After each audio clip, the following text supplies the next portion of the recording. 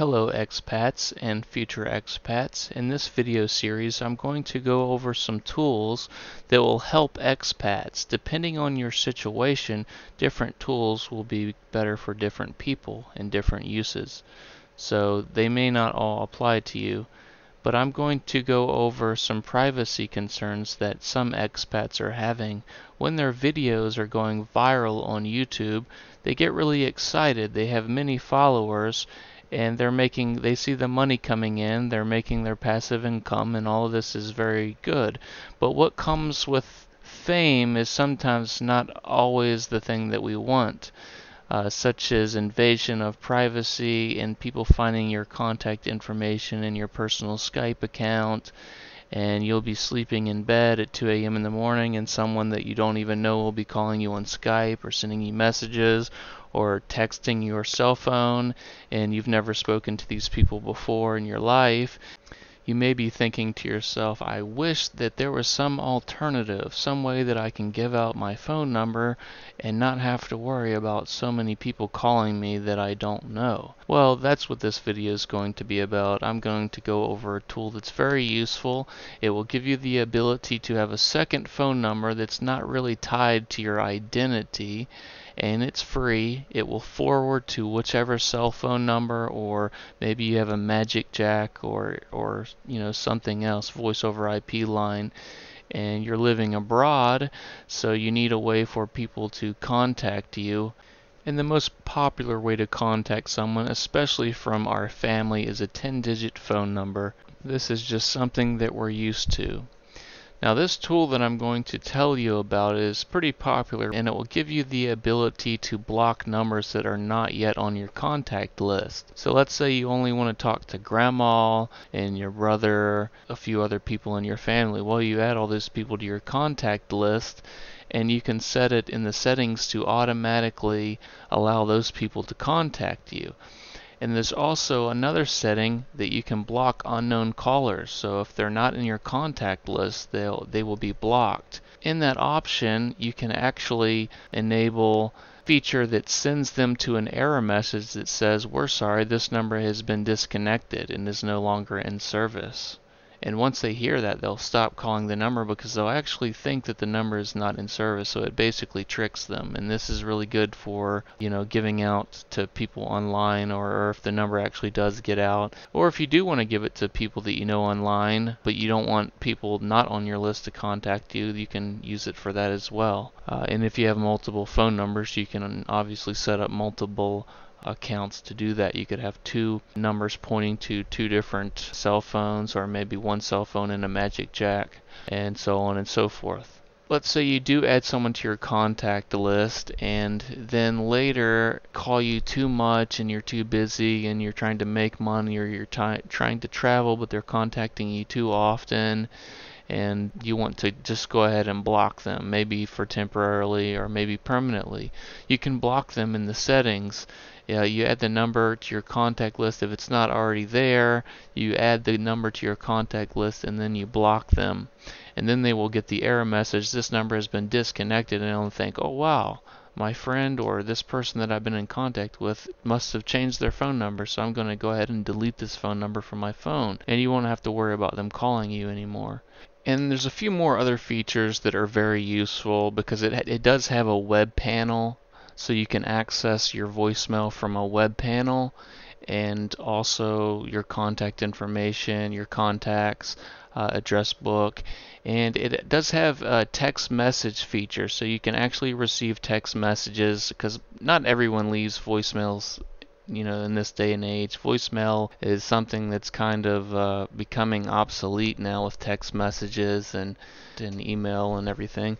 So what you can do is receive text messages on the web panel and as well as voicemail, and instead of having to call your phone number or your voicemail number and enter your password and then figure out what digit to play the messages, what digit to save the messages, what digit to delete the messages, and so on and so forth. It gets really annoying if you don't memorize all of those features, and every time you get a new phone or a new service, it seems like they change the options.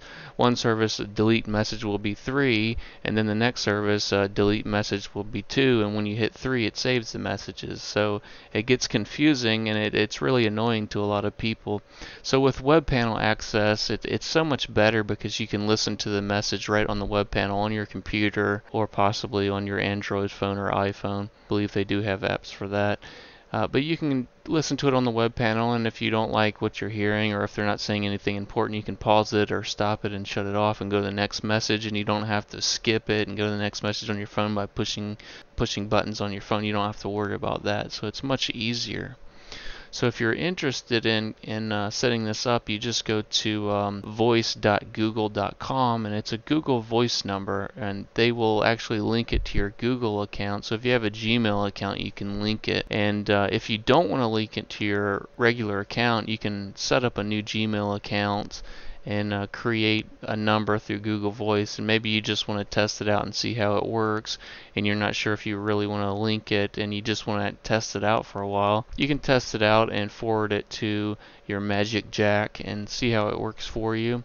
And there's also another feature that's probably pretty useful to certain people. You can actually record incoming phone calls, and it will save it on the web panel for you to download later. So let's say you're talking to someone and you're walking around, you're on the beach, or you're traveling on your scooter or something, and that's probably not very safe. But let's say you are doing something and you can't take notes at the moment, so you want to record their information, so you can record it over the phone by pushing one of the buttons. I think it's 4 if I'm remembering correctly, and that will record the call, and it will announce that it's recording. It'll say recording has now started, so the other party will know you're recording. Then they can tell you the information that you need to know, maybe a hotel address or a phone number, or the cost of something, or their Skype name or something like that, and then you can turn the recording off when the important information is done, and then that way you don't have to skim through everything to find what you're looking for later, and you can continue to talk to the person. So Google Voice is really helpful for a lot of situations, and especially for expats.